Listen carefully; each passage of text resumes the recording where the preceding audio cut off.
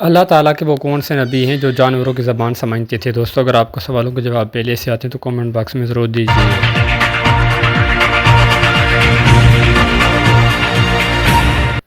इसका जवाब है हज़रत सुलेमान अलैहिस्सलाम। अल्लाह ताला ने किस जानवर को जन्नत से बेदखल किया था।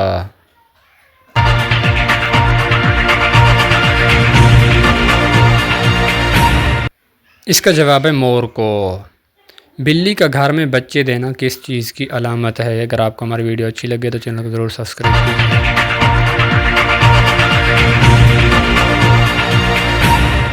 इसका जवाब है दौलत आने की। वो कौन सा जानवर है जिसने आज तक अपनी माँ को नहीं देखा।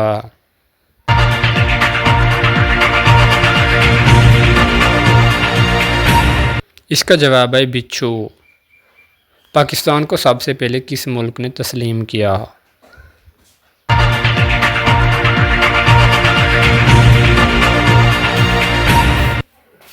इसका जवाब है ईरान ने।